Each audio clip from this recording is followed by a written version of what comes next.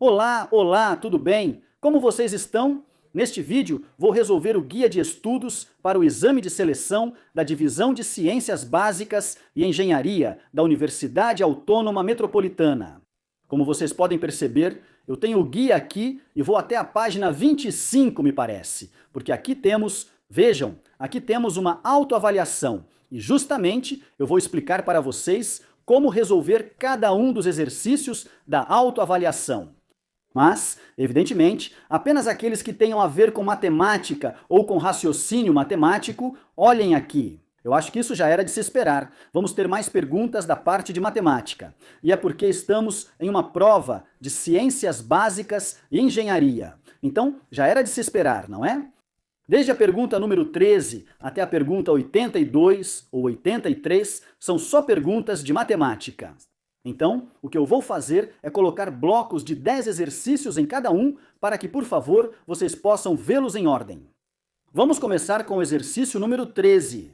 E para facilitar, vou compartilhar esta outra tela com vocês, onde já coloquei cada um dos exercícios para podermos resolver aos poucos, devagar. Ok? Vamos para o exercício 13, que diz o seguinte: uma janela retangular tem L metros de largura e H metros de altura, com um perímetro de 6 metros e uma área de 2 metros quadrados. Qual das seguintes? Qual equação pode ser usada? Perdão, com qual das seguintes equações é possível calcular a largura da janela? Vamos lá, vou começar desenhando então minha janela aqui. Não liguem muito para o meu retângulo, que vai ficar um pouquinho feio, mas aí está, olha, aí está. Mais ou menos aqui. Então temos a janela e sabemos que ela tem L metros de largura e H metros de altura. Além disso, também nos dizem que o perímetro da janela é de 6 metros e que a área da janela é de 2 metros quadrados. Essas são todas as informações que temos? Com a cor verde, vou fazer os desenvolvimentos. Vamos ver. Vamos primeiro estabelecer uma igualdade para o perímetro. Já sabemos que o perímetro é simplesmente somar o que mede cada um dos lados do nosso retângulo, certo? Então, para o perímetro, que diz que é 6, vamos colocar apenas o número, sem colocar as unidades. Então, o perímetro teria que ser igual a L, mais H, mais L e mais H, certo? Nesse caso, então ficaria 2 vezes L mais 2 vezes H, pois teria que ser o perímetro, ou seja, tem que ser igual a 6. Vocês concordam comigo que aqui eu já posso dividir por 2, tanto do lado esquerdo quanto do lado direito da igualdade? Se dividirmos por 2, então aqui ficaria 2L. Dividido por 2, então fica igual a L. Mais 2H dividido por 2 é igual a H. E isso é igual a 6, dividido por 2, que é igual a 3. Bem, aqui já temos então uma equaçãozinha que vai nos ajudar. Agora permita-me montar outra. Essa vai ser com a área, certo? A área de um retângulo é calculada multiplicando a base pela altura. Neste caso, então eu teria que L, que multiplica H, tem que ser igual a 2 metros quadrados, certo? Neste caso, eu vou colocar apenas o 2. E aqui já temos outra igualdade, certo? Que também vamos precisar. Olha, agora aqui é importante que prestem muita atenção. Vejam a pergunta. Diz: com qual das seguintes equações se pode calcular a largura da janela? E a largura está representada pela letra L, ou seja, o que temos que fazer é deixar uma equação, mas que esteja unicamente em função de L. Como quero que esteja em função de L? Então, devo isolar H, certo? Então, vamos lá, vamos isolar o H. Daqui fica que H é igual a quê? Pois esse L vamos passar dividindo. Assim, ficaria 2 dividido por L, isso é o que vale H em função de L. Portanto, podemos colocar diretamente aqui, certo? Permita-me então continuar por aqui. Aqui embaixo, fica então L mais, aqui vou colocar H. Mas H é 2 dividido por L. Então colocamos 2 dividido por L. E isso tem que ser igual a 3, certo? Pronto?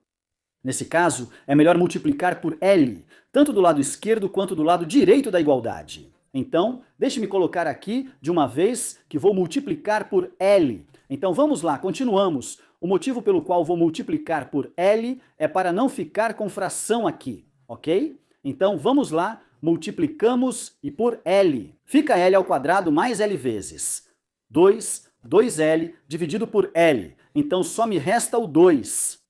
E do lado direito temos 3 vezes L, que dá 3L. Estamos indo bem aí, né? Então agora simplesmente esse 3L vamos passar para o lado esquerdo. Então vai ficar L ao quadrado menos 3L mais 2, certo? Isso já é igual a zero do lado direito, não sobra nada. Por isso vamos colocar um zero ali. Pronto! Essa equação já é a que me serve para poder calcular a largura da janela. L ao quadrado menos 3 mais 2 igual a zero. E essa qual é? É a equação do segundo grau, certo? L ao quadrado menos 3L mais 2 igual a zero. Já imprimi a folha de respostas. Agora vamos conferir se está certa. A resposta do exercício 13 é A. Então acertamos. Agora vamos para o exercício número 14. Deixa eu clicar aqui. Pronto. Agora temos o próximo exercício que diz o seguinte. São fundidos X gramas de prata pura com 200 gramas de uma liga que contém 75% desse metal, ou seja, de prata pura, certo?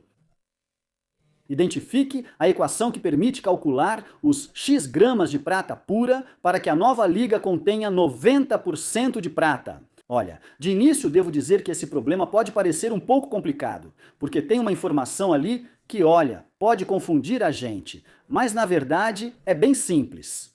A primeira coisa que vamos fazer é calcular quantos gramas são de prata pura na liga, porque, como diz, são fundidos X gramas, ou seja, até aqui X gramas de prata pura.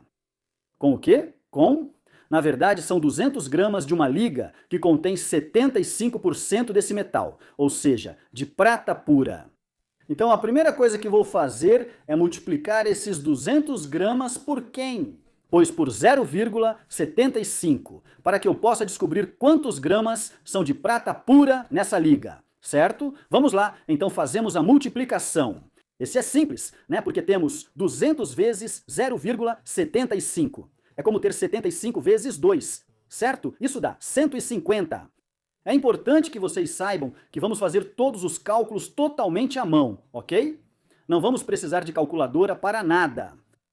Vamos lá, então está ficando assim. Aqui são 150 gramas de prata pura, certo? Porque tínhamos uma liga, né? Então, desses 200 gramas, certo? É daí que vem. Então, desses 200 gramas que estão na liga, 150 gramas são de prata pura, certo? Vamos lá. Então, a pergunta é, identifique a equação que permite calcular os X gramas de prata pura para que a nova liga contenha 90% de prata pura. Como vamos fazer isso? Teríamos que fazer uma divisão, certo? Teríamos que calcular a quantidade de gramas de prata pura. Dividido por quê? Seria pelos gramas totais, certo? Agora, quantos gramas temos no total de prata pura? Temos esses X gramas, vou colocar X mais quem? Mais esses 150 gramas, certo? Esses 150 gramas, lembrem que vem desses 200 gramas que tinha a liga. Bom, isso tem que ser dividido por quê? Pelo total de gramas, ok? Agora, qual é o total de gramas? Pois tem que ser os X gramas que são de prata pura, mais o que mais? Os 200 gramas que tem a liga. Estamos de acordo? Olhem, isso aqui é só prata pura, e isso aqui é prata pura, mais os outros 200 gramas que tinha a liga. Isso tem que ser igual. A quanto vocês acham? A quanto tem que ser igual aqui? Vocês até podem se ajudar um pouco. A quanto teria que ser igual? A 0,9 ou a 90, pois tem que ser igual a 0,9. Por quê? Porque lembrem-se que quando a gente expressa as porcentagens, a gente não coloca aqui igual a 90%, certo? Ou seja, pensem que não faria sentido que isso desse 90, por quê? Não, porque o que a gente está fazendo, na verdade, é encontrar um valor decimal, não é?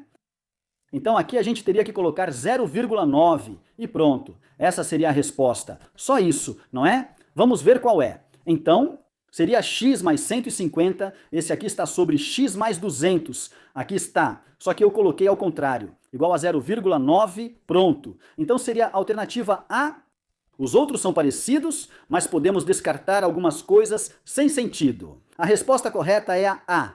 Pronto, e de fato, na prova daqui, olhando a pergunta número 14, a RAM, diz que é A, então acertamos, né? Olhem, isso não faz sentido, porque, por exemplo, 200 mais X, o que isso representaria? Seria o total de gramas, não apenas os de prata pura.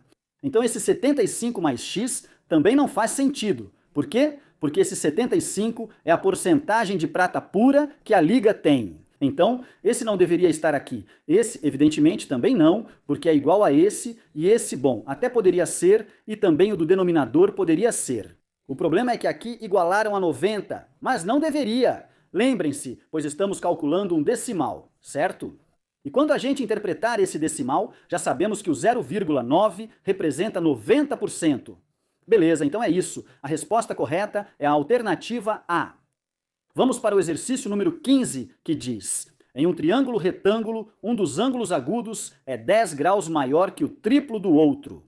Determinar a medida do maior deles. Ok. Então, vamos lá, temos um triângulo retângulo. Deixa eu desenhar aqui para irmos colocando alguns dados. Na verdade, não sabemos quanto medem os outros ângulos, então agora vamos atribuir uma variável para eles. Sabemos que é um triângulo retângulo, então este ângulo ele tem 90 graus. Só sabemos isso, certo? Também sabemos que um é maior que o outro entre os dois restantes. Vou dizer que este ângulo é alfa e vou dizer que este ângulo é beta, ok? Então, o menor é alfa e o maior é beta. E já com essa informação, então teremos que montar, ele diz. De novo, em um triângulo retângulo, um dos ângulos agudos, sim, são agudos, né? É 10 graus maior que o triplo do outro, ok? Então, qual teria que ser maior? Esse, né? Então, ficaria que beta tem que ser 10 graus maior, então vou colocar 10 mais, o que mais? O triplo do outro, que nesse caso seria o triplo de alfa, ok, ou seja, ao triplo de alfa, ou seja, ao triplo do outro. Eu somei 10, eu somo 10, desculpa, para que me dê o outro ângulo, que nesse caso é o ângulo beta. E pronto, então já temos aqui nossa equação. O que mais podemos saber daqui? Bom, podemos saber que a soma de alfa mais beta mais 90 é 180, certo? Ou seja, alfa e beta juntos tem que somar 90, certo? Vou colocar assim. Então vamos dizer que alfa mais beta é igual a 90 graus, certo? Não vou colocar graus, mas já sabemos que tem que ser graus aqui e aqui, certo? Bom, na verdade tudo está em graus, vamos deixar assim. Aqui estão me pedindo para determinar a medida do maior deles, ou seja, neste caso estão me pedindo para determinar beta, certo? Então, para poder encontrar o valor de beta, eu poderia isolar alfa daqui, certo? Então vamos lá, isolamos alfa, fica que alfa é igual a 90 menos beta. Isso eu já posso substituir aqui, certo? Vou fazer isso agora mesmo. Então, aqui obtemos que beta é igual a 10 mais 3 vezes alfa, mas alfa é 90 menos beta. Aí está, certo? Permita-me continuar aqui embaixo, então vou seguir por aqui. Desculpe por tanta confusão, mas quero otimizar o espaço. Então eu fico com beta igual a quê? Bem, a 10 mais 3 vezes 90, que seria 3 vezes 9, 27. E só isso, eu coloco um zero. E mais, 3 vezes menos beta, então fica menos 3 beta, esse menos 3 beta. Eu posso passar para o outro lado, de forma que fica beta mais 3 beta. E do lado direito temos 10 mais 270, que são 280. Somamos as betas. Beta mais 3 beta é 4 beta. E do lado direito continuamos tendo 280. Agora isolamos beta daqui. Então vamos colocar que beta é igual a 280 dividido por 4. Isso daria 7 vezes 4, 28. Então daria 70, certo? Então beta, agora sim eu já coloco os graus. Beta vale ou mede 70 graus. Portanto, a resposta correta é a alternativa D. Vamos conferir aqui o exercício número 15, alternativa D. Correto. Sim, acertamos. Foi fácil, né? Até agora está começando a complicar um pouquinho, hein? Vamos para o próximo exercício, que é o número 16, que diz o seguinte: uma piscina pode ser cheia em 7 horas quando se usam as duas torneiras A e B ao mesmo tempo, quando apenas uma delas é usada para encher a piscina. A torneira B, desculpa, leva metade do tempo que a torneira A precisa. Em quantas horas a torneira A enche a piscina? Veja, pode parecer um pouco complicado, mas na verdade não é tanto assim, viu? Olha, eu posso resolver isso rapidamente usando lógica, e depois vou fazer de uma forma um pouco mais analítica, mas com lógica fica super rápido. Permita-me fazer o desenhinho. Nesse caso, vou desenhar minha piscina um pouco redonda, como se fosse um cilindro, por questões práticas. Na verdade, era para ser uma piscina retangular, mas vou fazer assim para que vocês percebam algo. Desculpa, tá? Então, vamos lá. Suponhamos que aqui está a piscina, ok? Então, vamos colocar o líquido A. Ah, beleza. Vamos abrir a torneira A e também vamos abrir a torneira B. E sabemos que quando abrimos as duas, no total, demora 7 horas. Bom, vou colocar só 7 horas. Aqui tem uma informação que é super importante. Importante para poder resolver. Pela lógica, vejam, diz, a torneira B leva metade do tempo que a torneira A precisa. Vamos ver o que isso implica, pois implica que a torneira B tem o dobro de fluxo da torneira A, certo? Por quê? Porque diz que para a torneira B sozinha leva metade do tempo. Imaginem, por exemplo, que a torneira A demorasse 10 horas para encher algo. Então, as 5 horas levaria só metade do tempo. Ou seja, 5 horas, porque tanto quanto só levaria metade do tempo? Bom, isso implica então que a torneira B enche 2 vezes mais rápido que a torneira A. Estamos de acordo. Isso quer dizer então que a torneira B tem o dobro de vazão de água. Bom, tem o dobro de fluxo de água, certo? Portanto, então eu poderia fazer o seguinte. Olhem, imaginem que pudéssemos dividir isso em 3. Eu vou dividir assim. Eu pergunto para vocês, se a gente fosse dividir em 3 e essas partes fossem 3 exatamente iguais. Ok, mas então, quantas partes vão ser preenchidas do meu recipiente por causa do fluxo que está entrando pela torneira? Quantas dessas 3 partes? Então só uma, certo? Vamos supor que seja esta. E quantas vão ser preenchidas por causa do fluxo? Ou, bom, por causa da água que está caindo da torneira B, então vão ser preenchidas 2. Vamos ver, permitam-me, vou mudar a cor, esta aqui vai encher e esta aqui também. Por quê? Porque já sabemos que a torneira B enche o dobro do que a torneira A no mesmo tempo, certo? Estamos de acordo com isso? Perfeito, então agora sim, com essa informação fica super fácil, né? Vamos pensar então na torneira A. Vou colocar aqui, torneira A. Vamos ver, essa torneira A está enchendo 1/3 do volume total. Vou chamar de X. Em quantas horas? Bom, em 7 horas ele só encheu 1/3, porque o outro encheu 2/3, certo? Ou seja, o dobro. Então eu me pergunto, bom, esse aqui encheu 1/3 do volume total? A torneira A, desculpe, então quanto tempo vai levar para encher completamente? Bom, se encheu 1/3 em 7 horas, então vai levar quantas horas? Vai levar 21 horas, certo? 21 horas para encher completamente e pronto, é tudo o que temos que fazer. Isso seria a torneira A. E essa será a pergunta, não dizem quantas horas, desculpe, a torneira A enche. Então, em 21 horas, então, a resposta correta teria que ser bom, deixa eu ver se está certa, é a 16. Sim, essa é a resposta, pronto, simples, né? Mas vamos ver se alguém diz não, não, não. Eu, pela lógica, como assim não entendo? Então vamos ver, vamos analisar um processo, olhem só para poder resolver assim. Usando algumas equações, é isso que faremos. Vou apagar isso e deixar só a resposta, pois precisamos chegar ao mesmo resultado. Vamos colocar aqui que A demora X horas para enchê-la, ou seja, estou me referindo a encher a piscina. Enquanto isso, quanto tempo B demora? Vejam, vão pensando. Se A demora X horas, vou colocar aqui enquanto vocês pensam. Então vão pensando. Quanto tempo B demora? Vejam, A demora X horas. Mas já sabemos que, aqui estava. B leva metade do tempo, então quanto tempo vai levar para B encher a piscina? Então é só a metade, ou seja, a metade de X, que seria X sobre 2, certo? Agora, por favor, pensem nas velocidades de enchimento. Vamos calcular primeiro a velocidade de A.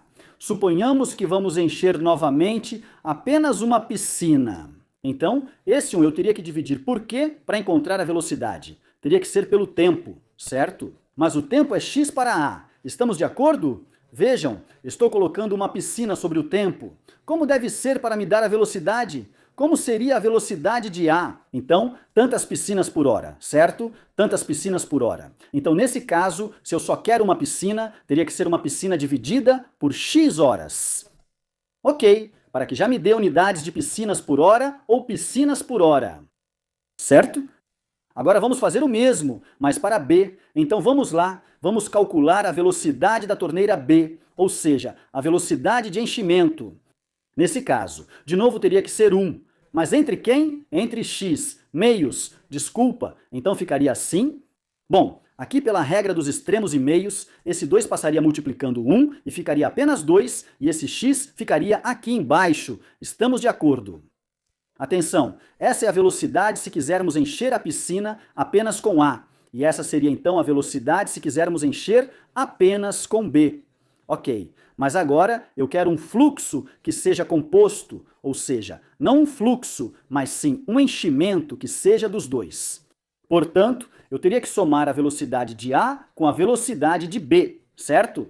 Porque eu quero encher a piscina usando as duas torneiras. Portanto, ficaria 1 sobre x mais 2 sobre x. E vamos lá, vamos fazer então essa soma? Nesse caso, trata-se, desculpe, de uma soma de frações homogêneas, já que tem o mesmo denominador. Portanto, vamos manter o denominador e simplesmente somar os numeradores. 1 mais 2 são 3.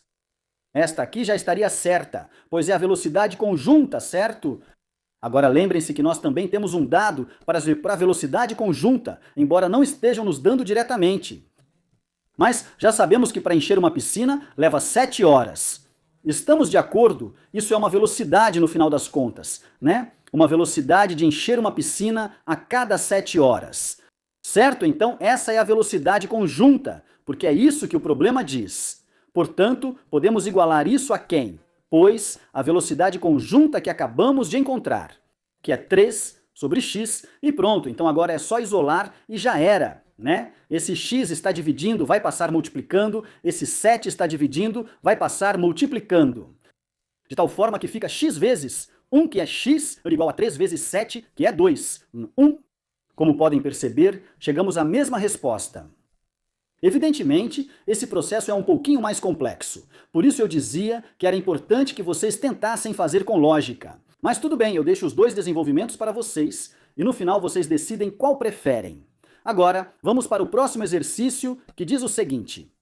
Os irmãos Juan, Pedro e Luiz compraram uma casa pela qual pagaram 3 milhões.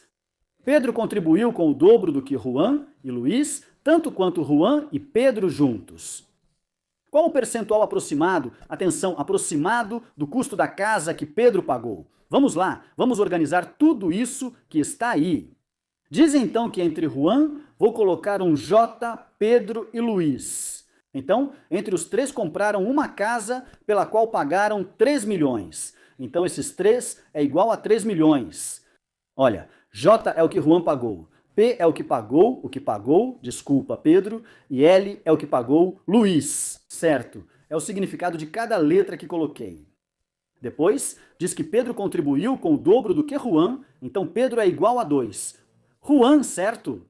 E depois diz, e Luiz, tanto quanto Juan e Pedro juntos, então Luiz, tanto quanto Juan e Pedro juntos. Então, nesse caso, já temos um sistema de 3 equações com 3 incógnitas, certo? 1, 2 e 3 equações, e as incógnitas são J, P e L. E estão nos perguntando pela porcentagem aproximada que Pedro pagou, então teríamos que deixar tudo em função de P. Então vamos lá, vamos fazer isso. Vamos ver. Vou fazer alguns isolamentos diretamente daqui. Aqui já temos, por exemplo, Pedro isolado. Mas nós queremos colocar aqui J em função de P, portanto, permita-me isolar J daqui.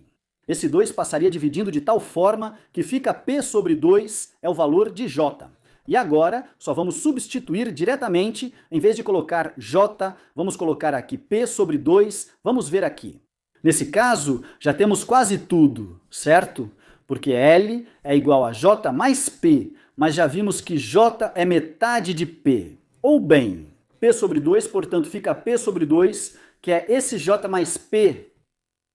E já aproveitando, permita-me fazer essa soma de frações. Se temos P mais P sobre 2, isso seria o mesmo que 3 sobre 2 de P, certo? Porque é um inteiro mais um meio. Então já temos 3 sobre 2 de P. Pronto, então J já está em função de P e também já temos L em função de P. Então já podemos ir direto para cá. Portanto, ficaria J, que é P sobre 2 mais P, que continua sendo P, e mais L, que é 3. Metade de P, 3 meios de P. Isso é igual a 3 milhões, certo? Vamos ver. 3, 4, 5, 6. Aí está, sim, são 3 milhões. Aham, perfeito. Agora vamos fazer a soma. Aqui temos meio P e aqui temos 1,5P, ou seja, entre isso e isso, no total são mais 2P. Ah, desculpa, acho que apaguei demais. Aham, bom, já está aqui, seria isso mais. Isso são 2P mais outro P. No total são 3P, certo? Portanto, ficaria, vou continuar aqui embaixo. Então fica que 3P é igual a 3 milhões, 1, 2, 3, 4, 5, 6. E bom, esse 3 está multiplicando, a gente passa dividindo, portanto ficaria 3 milhões dividido por 3. Bom, isso vai dar então 1 milhão. Portanto, Pedro colocou 1 milhão no total, mas não estão me perguntando quanto ele colocou. Diz, qual o percentual aproximado do custo da casa que Pedro pagou? Bom, então para poder saber o percentual, simplesmente teríamos que dividir o que Pedro colocou, que foi 1 milhão, pelo valor da casa, que foi 3 milhões. Aí está, certo? E multiplicar por 100, e bom, aqui podemos cancelar. 3 zeros, 3 zeros, 3 zeros, 3 zeros. E me resta 1/3 vezes. 100 1/3 é o mesmo que 0,333, assim para sempre. Então seria 0,333 vezes 100. Isso vai me dar 33. E agora sim, isso é um percentual bom, vai ser 33. 33,3, mas está te perguntando pelo percentual aproximado? Portanto, a resposta correta é a que está na alternativa B. Bom, deixa eu ver primeiro. Pergunta 17 diz que a resposta... Aí eu não tenho, aqui está, desculpa. A 17 é B, eu marquei B, correto. Beleza, já foi, certo, pronto. Estava mais fácil por ser um sistema de equações. Vamos só para o exercício número 18. Não se esqueçam que este exercício número 22, já estamos quase lá. O 18 diz o seguinte... Uma casa pode ser pintada por Diego em 10 dias ou então por Emílio em 15 dias. Quantos dias? Desculpe, em quantos dias Diego e Emílio pintarão a casa se trabalharem juntos? Vamos ver aqui? Algo que eu acho que é muito comum de se fazer é o seguinte. Normalmente dizem, o que eu vou fazer é somar 10 mais 15 e dividir por 2, certo? E isso estaria errado, não é? 10 mais 15 são 25, dividido por 2, 1, 2, 5. E então, marcam que a resposta correta é a A. Mas isso não faria sentido. Por que eu digo que não faria sentido? Porque se Diego sozinho demora 10 dias e Emílio sozinho demora 15 dias, como é possível que os dois juntos vão demorar esse tempo? 12,5 dias. Não faz sentido, né? Ou seja, não poderia ser mais de 10 dias, não poderia, porque se Diego sozinho faz em 10 dias, como é possível que ele vá demorar mais quando alguém o ajudar? Portanto, isso estaria errado. Então a resposta correta definitivamente não é a A. Vamos ver, poderia ser a B. Ou seja, poderia ser que eles demorem só 5 dias, mas também não. Por quê? Não, porque se fossem 2 Diegos, ou seja, se fosse o Diego e um irmão gêmeo que trabalhasse igual ao Diego, que também demorasse 10 dias, aí sim, né? A resposta nesse caso seria 5, mas vejam que Emílio é mais lento. Portanto, a resposta também não é 5, ou seja, eles também não vão demorar metade do tempo. Então a resposta pode ser 6, pode ser 7,5 ou pode ser 8. Esses fazem mais sentido, porque realmente teria que ser mais do que 5, né? Ou seja, mais da metade de Diego, mas também menos de 10, ou seja, menos do que Diego sozinho. Ou seja, esses valores realmente estão no intervalo de possíveis soluções. Então vamos lá, Vamos resolver isso. Olhem, vou começar primeiro calculando a velocidade com que Diego trabalha. Então vamos chamar de velocidade de Diego. Como faríamos isso? Bem simples, não é? Basta colocarmos uma casa. Dividido por quê? Pelos 10 dias, essa é a velocidade com que Diego trabalha, certo? Ele pinta uma casa em 10 dias. Agora vamos ver a velocidade com que Emílio trabalha. Emílio pinta uma casa em quanto tempo? Em 15 dias. E agora, o que teríamos que fazer seria somar as duas velocidades deles, certo? Então vamos lá, vamos fazer isso. Colocamos então a velocidade de Diego mais a velocidade de Emílio. Aqui fica então 1/10 mais 1/15, certo? Agora fazemos a soma. Nesse caso, vou usar o método da borboleta. Na verdade, é melhor fazer pelo mínimo múltiplo comum, né? Fica mais fácil assim. Sim, porque 30 é fácil. Vamos lá, o mínimo múltiplo comum entre 10 e 15 é 30. 30 dividido por 10 dá 3 vezes, 1 dá 3 mais. 30 dividido por 15 dá 2 vezes, 1 dá 2. Então está ficando 3 mais 2, que são 5/30. Simplificamos, dividindo por 5 e por 5, e isso me dá 1/6. Esta é a velocidade conjunta, ou seja, o que eles conseguem avançar juntos, 1/6. Então eles pintam uma casa. Desculpe, deixa eu ver, é que desconectou aqui, me dá um momento, acho que minha tablet desconectou um pouco, mas agora está pronto. O que significa essa velocidade? Bem, essa velocidade tem unidades. De quê? Bem, de casas, porque por dia. O que estou dizendo aqui? Estou dizendo que entre os dois, vejam, entre os dois, eles pintam uma casa a cada 6 dias. Portanto, em quantos dias vão pintar a casa? Diego e Emílio trabalham juntos. Então, se eles pintam uma casa a cada 6 dias, a resposta é 6, certo? Vai levar então 6 dias para pintar uma casa? Portanto, a resposta correta teria que ser a alternativa D. Desculpe, C de casa. Deixa eu ver aqui o que diz. Exercício 18. Diz que a resposta é C. Então sim, estamos certos. É isso. É tudo o que temos que fazer. Fácil, né? Vamos lá, vamos para o próximo exercício, número 19. Diz, considerando a sequência numérica 0, 3, menos 6, menos 7, 3, 6, 9, menos 18. Ok, qual das seguintes sequências segue a mesma regra que a anterior? Ok? Vamos ver. Aqui eu quero fazer um comentário. Olhem, na verdade isso está errado, não é a regra. Aqui realmente deveriam ter procurado outra palavra, mas não regra. Ao falar de regra ou sequência, você se refere a um modelo, como um modelo matemático, por exemplo, 2n mais 6. Essa regra me gera a seguinte sequência, por exemplo, 2 vezes 1, 2 mais 6, 8. 2 vezes 2, 4 mais 6, 10. Então depois 2 vezes 3 são 6, mais 6 são 12. Então essa regra me gera essa sequência. Ok, e aqui estão te perguntando, qual das seguintes sequências segue a mesma regra que a anterior? Veja, na verdade são sequências diferentes. Portanto, em termos estritos, todas as regras são diferentes. Todas as regras são diferentes. Então, do jeito que está, a pergunta realmente não poderia ser resolvida, porque cada uma dessas sequências, por serem sequências diferentes, tem regras diferentes. Portanto, a resposta é que nenhuma, do jeito que está. Mas analisando um pouco, o que possivelmente quiseram dizer os que fizeram esse guia é o seguinte. Olhem, daqui, você percebe que do 0 para o 3 é preciso somar 3. Depois, do 3 para o 6, poderíamos pensar que subtraímos 9, ou que menos 2. Certo, então, deixa eu colocar melhor para você. Vou colocar entre parênteses para poder dizer que estou multiplicando por menos 2. Ok? Porque 3 vezes menos 2 já me dá menos 6. E vejam, aqui isso se repete, né? Menos 6 mais 3 realmente fica menos 3, né? E depois menos 3 vezes menos 2, sim, fica mais 6.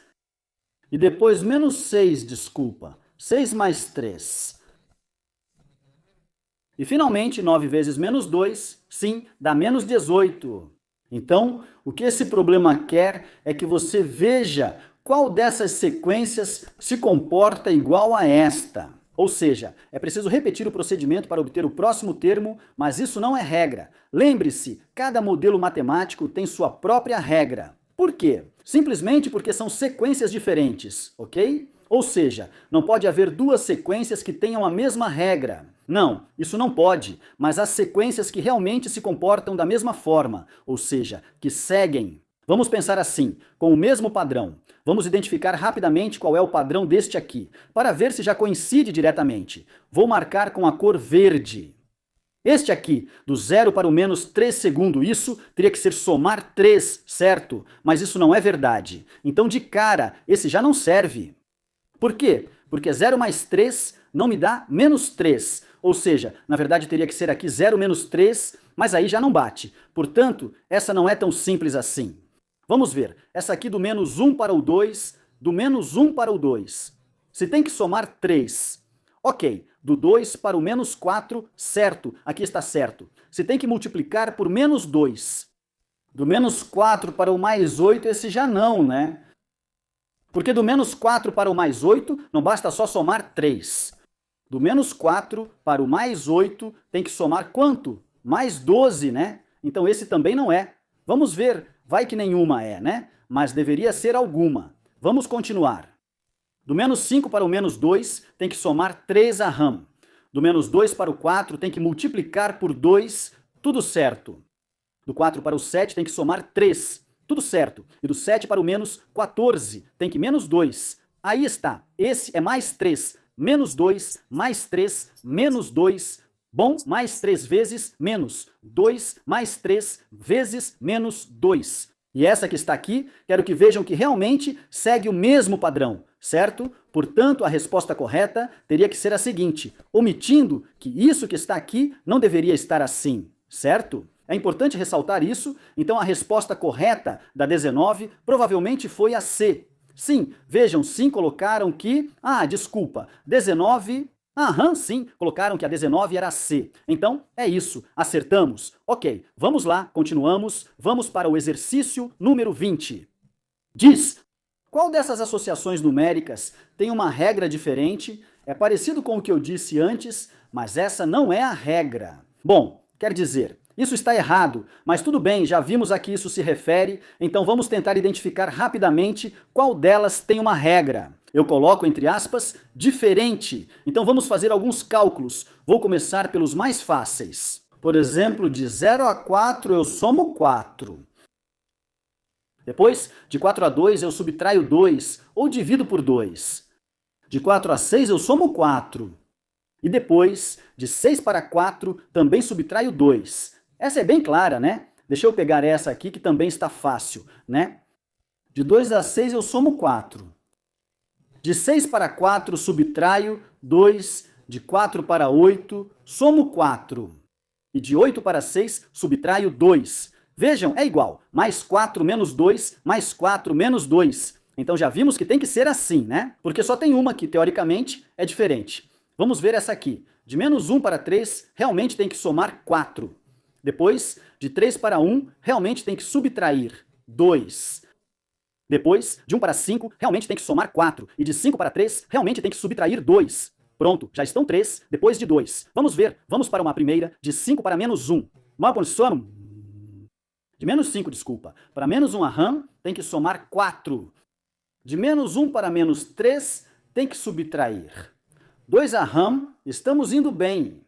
De menos 3 para 1 sim, tem que somar 4. E de 1 para menos 1 sim, tem que somar 2. Então só no final eu encontrei, vai ser a B. Vamos ver rapidinho. Vou colocar em outra cor diferente. De 1 para menos 3, tem que subtrair 4. Então olha, com esse tem que subtrair 4. Então é isso, né? Essa teria que ser então a resposta, porque está dizendo qual é a que tem uma regra diferente, então teria que ser a alternativa B. Vamos ver o exercício 20 assim, se está certo. Beleza, só faltam 2 exercícios, que seriam o 21 e o 22 dessa primeira parte.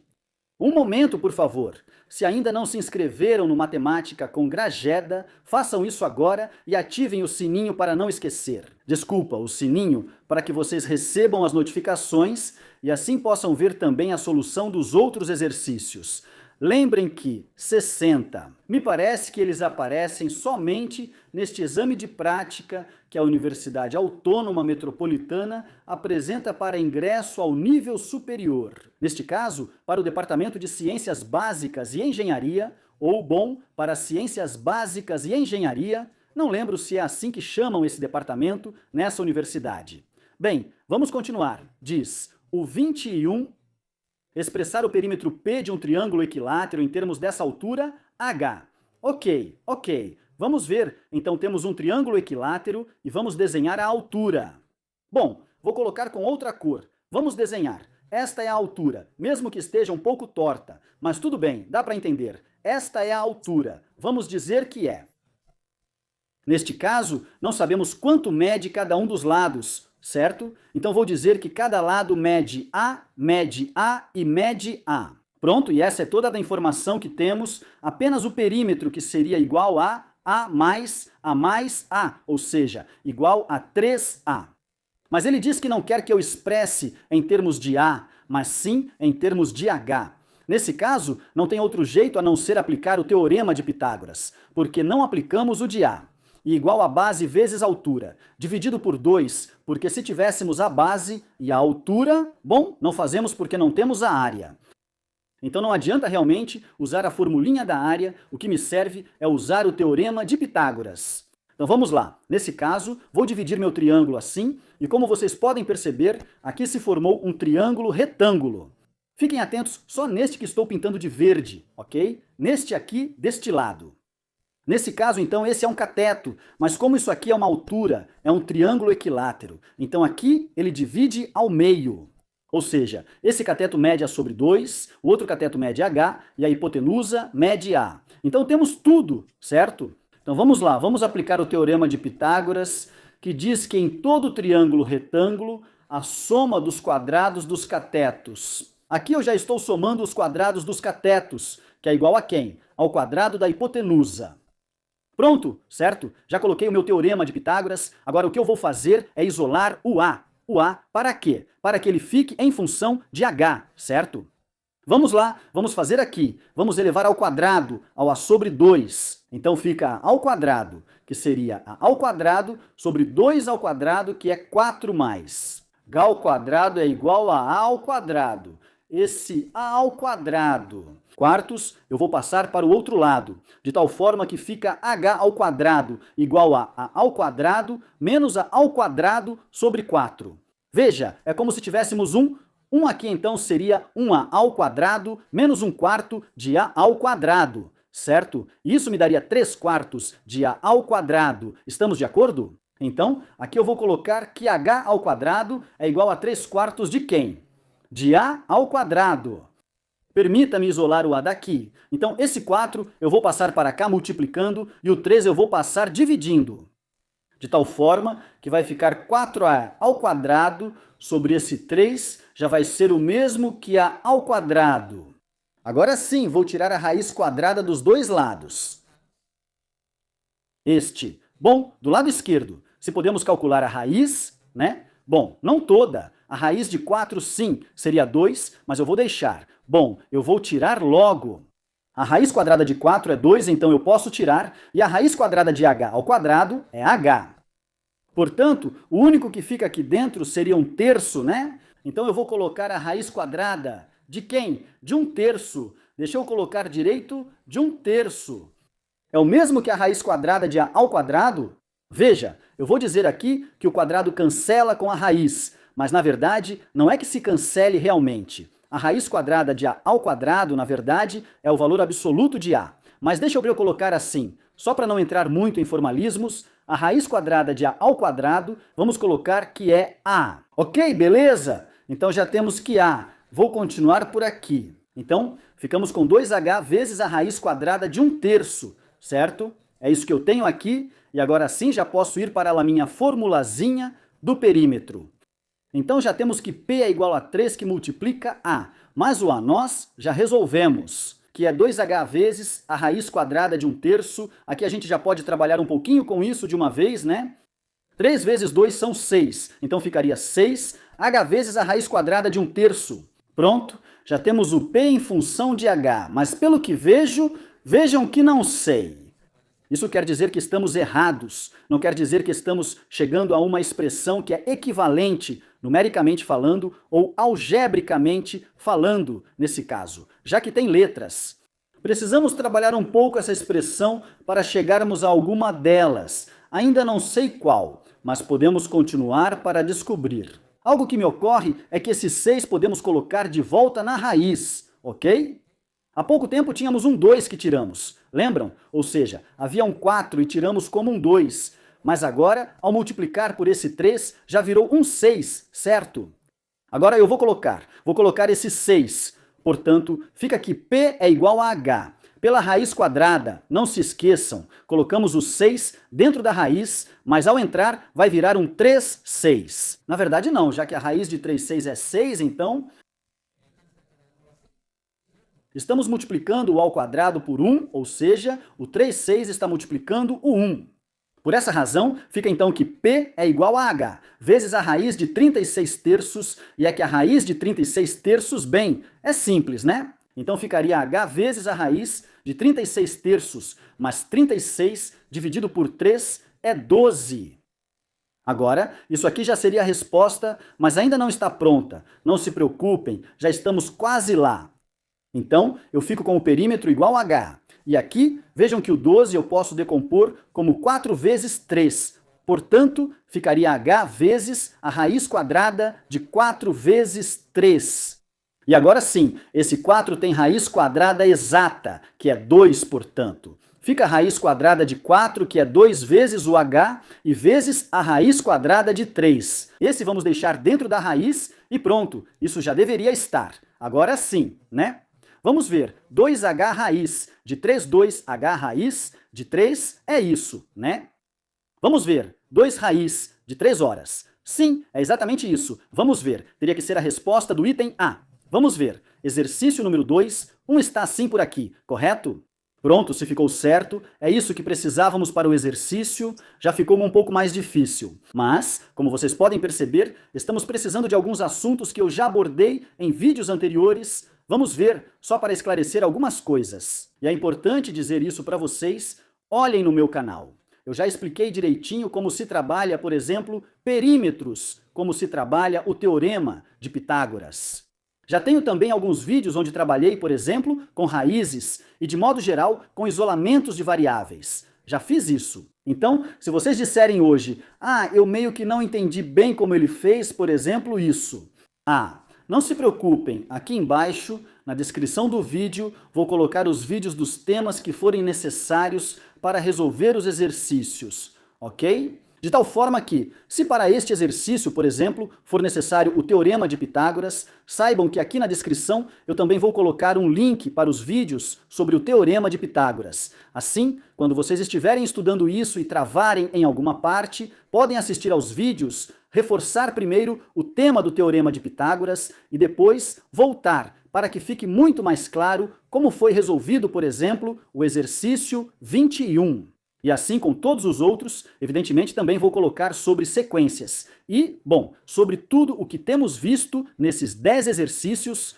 Posteriormente, quando fizermos o próximo bloco, vamos trabalhar exatamente da mesma forma. Para que assim vocês tenham todas explicadas,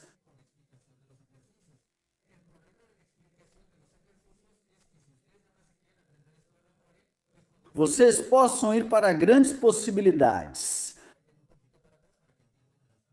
Mas eu agradeço um pouco que um comerciante mistura café veracruzano de 130 pesos, suponho, e economia, café chiapaneco de 115 com café paneco de 115, e obtém 100 quilos que vende a 120,25 o quilo. Ok, quantos quilos ele usou de café veracruzano? Vejam que esse probleminha do jeito que está parece muito difícil. E parece que é muito parecido com o que vimos sobre pintar as casas. Isso não, bom, de Diego e Emílio, acho que era, mas na verdade não é assim. Ou seja, esse exercício sim é diferente, aqui especificamente, trata-se de um exercício de sistema de equações. certo? Então vou resolver por algum método, por exemplo, o mais simples, que é o método da soma e subtração, eu acho, então vou trabalhar diretamente com esse. Ok, para isso, primeiro vamos montar as duas equações. Quando falarmos do café veracruzano, vamos colocar um V, e quando falarmos do café chiapaneco, vamos colocar um C. Ok, então, diz que um comerciante mistura café veracruzano de 130 o quilo. Ok, com café chiapaneco de 115 o quilo e obtém 100 quilos, certo? Então vamos montar uma equação primeiro para a massa. Então, para a massa, seria então o peso do café veracruzano mais a massa. Bom, mais a massa, não, o que pesa mais. A massa do café chiapaneco tem que ser igual a 100 quilos, certo? Porque é uma mistura, ok? Então, o que tivermos de café veracruzano, mais o que tivermos de café chiapaneco, dá no total 100 quilos. Agora vamos montar outra equação, mas para o custo. Já sabemos que o café veracruzano custa 100, 130, mas é o quilo. Portanto, vou colocar 130 pelos quilos que tivermos de café veracruzano que vamos representar. Lembrem-se, com a letra V, mais o café chiapaneco custa 115 pelos quilos que tivermos de café chiapaneco. Isso tem que me dar o quê? Tem que me dar 100 quilos por quem? Pelo que estamos vendendo cada um dos quilos, né? Que nesse caso é 120,25, e assim ficaria o veracruzano, né? Só isso. Aqui já podemos trabalhar um pouco com essa daqui de uma vez. Vamos ver, permita-me. Faço esse 130 ou veja. Vou deixar. Esse 115 eu vou deixar. E aqui, então, multiplicamos 100 por 120. Ponto 25 seria o mesmo que mover só 12 casas decimais. Desculpe, então ficaria assim, né? 12.025 já está. Então, permita-me apagar a equaçãozinha que está aqui no meio. Vamos ver, está muito grande para que fiquemos só com o nosso sistema de equações. Assim, limpinho, que seria este aqui, já está. Esse é o que temos que resolver. E como resolver, eu diria que está bem simples. Porque, por exemplo, o que eu quero saber é quantos quilos eu uso de café veracruzano. Ou seja, eu quero saber o valor de V. Portanto, se eu quero saber o valor de V, no método de redução, eu teria que eliminar o C e, para poder eliminar o C, o que vocês acham? E se a gente multiplicar a primeira equação de uma vez, por quanto? Bem, por 115 ou por menos 115, se quiserem, vou colocar logo positivo, que é por 115, então aqui ficaria assim. 115 vezes V, então dá 115V mais 115 vezes C, dá 115C.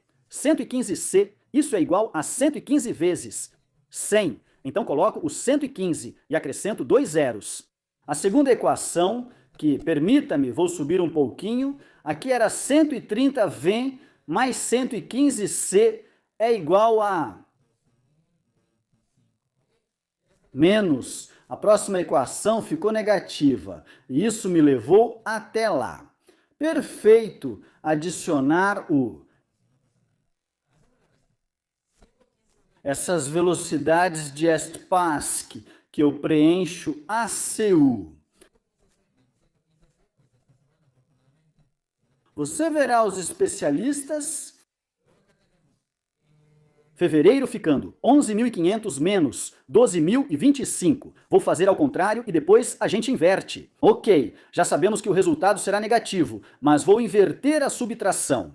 Lembrem-se de não usar calculadora, então farei a subtração manualmente. Aqui, 5 menos 0 são 5, 2 menos 0 são 2. Esse vira 10, 3 menos 5 vira. 3 menos 5 são 8. Vira. Seria 0. Vira. Bom, é 1 e é 0. Está dando 525, mas como a subtração foi feita ao contrário, então o resultado seria menos 525, certo? Já que o negativo é maior, ou seja, aqui virou negativo.